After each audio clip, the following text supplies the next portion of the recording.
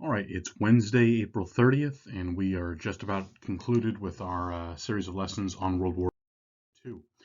So, by April 23rd, 1945, Berlin was surrounded and under constant bombardment. So, I've already mentioned that entering into 45, everyone knew the Allies were going to win. The real question was how many men were going to need to die before that would happen. So, in Europe, Germany was collapsing on both fronts. On one side were the British and the Americans. On the western end, they were pushing in. The Battle of the Bulge had been a brief setback, but the Americans had recovered, and so the Western Front was collapsing, and the German army was surrendering in mass. In fact, a number of German military and civilian personnel were trying to surrender to the British and the Americans, knowing they would receive better treatment.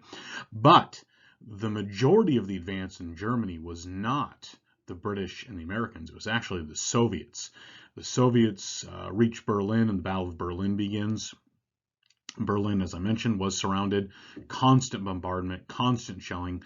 German High Command issued the order, told civilians to stay and fight to the death. By this time, the German army was made of a lot of 14-year-old boys who were no match for the experienced Soviet fighters who were rolling through and destroying all that was in their path. Many of the German High Command were incidentally trying to escape during this time. In that week, most of Hitler's men abandoned him. Hermann Goering radioed into Berlin. He was elsewhere seeking permission to negotiate a surrender, abandoning Hitler. I think Heinrich Himmler also abandoned Hitler. The ones who remained were like Joseph Goebbels. He remained to the bitter end. In fact, he murdered his whole family and then committed suicide rather than abandon Hitler. On April 30th, 1945, the day after Adolf Hitler married his longtime mistress, he killed himself. He shot himself in the head in the Führer bunker. And those who remained burned his body. A few of them tried to escape. Some did. They made it to South America, but many were rounded up and killed by the Soviets. Germany unconditionally surrendered 3 days later. This is called VE Day, or Victory in Europe Day. This ended the European War as Russian soldiers and American soldiers met and celebrated. They essentially came on both sides and met in the middle, and this was the end of Germany. Over the next few days, all remaining forces in Germany laid down their weapons, and the fighting in Europe ceased. Japan at this point had no such desire. So the end of April, early May 1945, Japan's situation was no more hopeful than Germany's. It was no doubt they were going to lose, but they were not going to surrender. Japan was ready to fight until everyone was dead. At this point, the world first learned of the Manhattan Project. So the word had been given to our allies on the highest level. This was one of the most well-kept secrets of the world, was the Manhattan Project, or the development of the atomic bomb.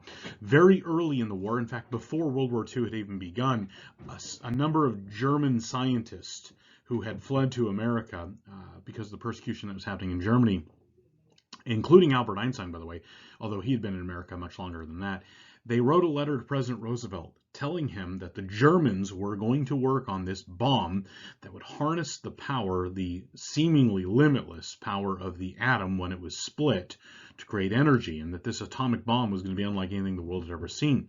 So the Americans, together with the British, but primarily the Americans, had instituted one of the greatest engineering feats of history, and that was the Manhattan Project, which was the development of the atomic bomb. It took place in a number of places in America.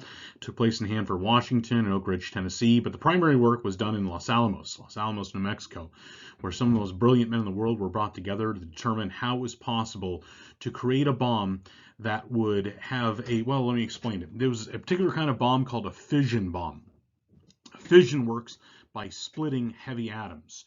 So what you needed was a core, and this core would be made up of very heavy atoms, heavy radioactive atoms, like U-238, uranium-238, or plutonium. And then what would happen is it would need to be surrounded by a more typical explosive that, if detonated simultaneously and carefully, it would create a massive compression. And if this compression were successful, it would cause the entire chain to go critical, and this would lead to an explosion, this atomic bomb. Well, in July 16th, 1945, after years of work and billions of dollars of expense, the Trinity test in Nevada, I believe it was, produced the world's first nuclear weapon. The atomic bomb exploded for the first time. The test did. The bomb was now ready to be. President Truman had taken over for President Roosevelt. Roosevelt had died in April 1945. And so President Truman, if I remember correctly, was not even aware of the bomb's existence until he became president. And they briefed him on it. So he announced to the Big Three that he had at his disposal a bomb powerful enough to destroy an entire city with a single bomb. The British were aware since they had participated. The Russians, Stalin was blown away, figuratively. And obviously that was going to become a stage setter for the next stage of world history. But it was determined if the Japanese would not unconditionally surrender, then the bomb would be dropped. A special bomber was created to carry the massive weapon. It was so large it could not fit into the bomb bay of just any aircraft. So in August 6, 1945, Little Boy, as the first of the bombs was named, was loaded onto a B-29 bomber called the Enola Gay, which I think was named for the pilot's mother. 3 of the B-29 bombers took off and flew for 6 hours. The reason it was 3 is because there were those who were doing scouting and other preparation to help aim. At 8 a.m. on August 6, 1945, Little Man, the first atomic bomb, was dropped on the city of Hiroshima, Japan. In a moment, Hiroshima was destroyed. A city was eliminated by a single bomb. From a distance, this was the explosion. I would point out that those aren't just any clouds. I believe those clouds reached 30 to 40,000 feet into the sky. This was a massive blast, unlike anything really the world had seen. This was what Hiroshima looked like after the bomb. A few of these buildings, the concrete ones, remained. You can see them here and here. But I would point out all this area here, this used to all be populated. There were buildings, there were homes, there were streets, there were cars. They were gone. The atomic bomb devastated everything. It was a new era in world history. President Truman announced to the world and to Japan what had happened, although very quickly the word began to leak out in Japan that Hiroshima had been devastated. The Japanese government did take steps to kind of control the information, but there are some things that just can't be hidden. Japan and everyone was stunned. Japan did not immediately surrender. Now, this set up what was already a tremendous moral argument. Was it right or wrong to be dropping bombs like this on populations that include civilians? But there was another question: is why did the Americans drop 2? Why not just 1? Well, a little bit of what was going on in President Truman's mind. America only had enough material to craft 2 bombs. That was all they had. It was probably going to take another year before America could drop a 3rd bomb. President Truman wanted the Japanese to surrender, but he felt, and most of the people around him felt, that if Japan thought this was a one-time thing, they would continue fighting. So America dropped a 2nd bomb 3 days later, and many people have criticized America. Why did you drop the 2nd bomb? The Americans wanted the Japanese to believe that we had many of these bombs, and we would continue dropping them every 2 to 3 days until they surrendered. In actuality, after the Americans dropped the 2nd bomb, there was no more bombs left. It was going to take some time for it to create another one. But there was a reason the 2nd bomb was dropped. Japan had the opportunity to surrender on April 6th, 7th, and 8th. They refused to do so.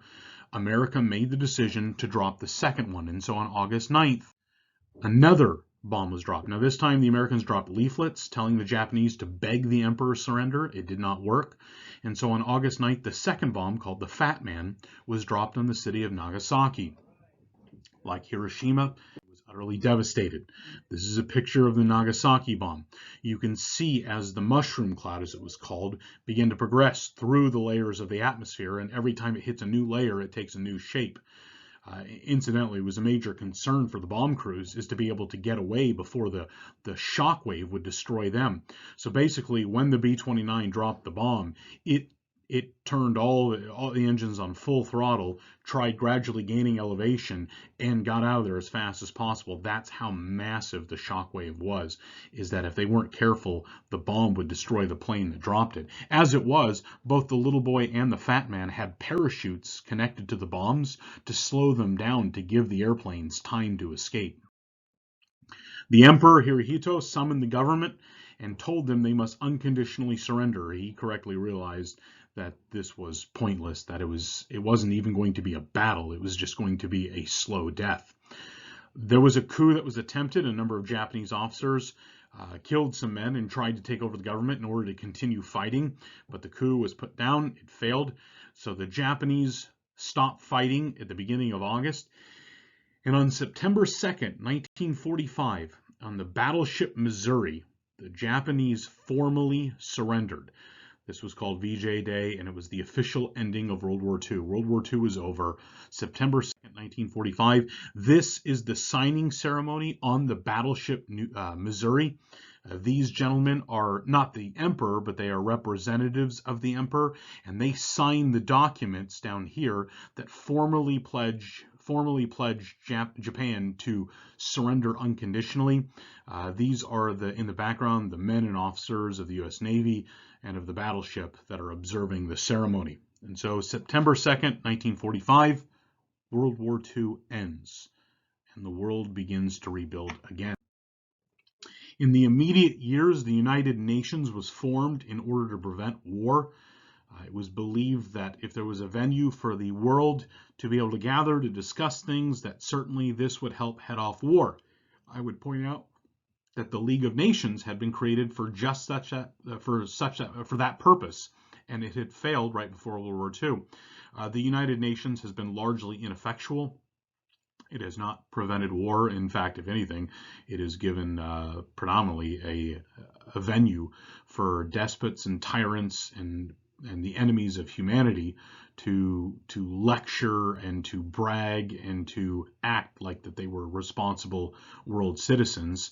The United Nations is divided into parts: the Secretariat, the General Assembly, and the Security Council.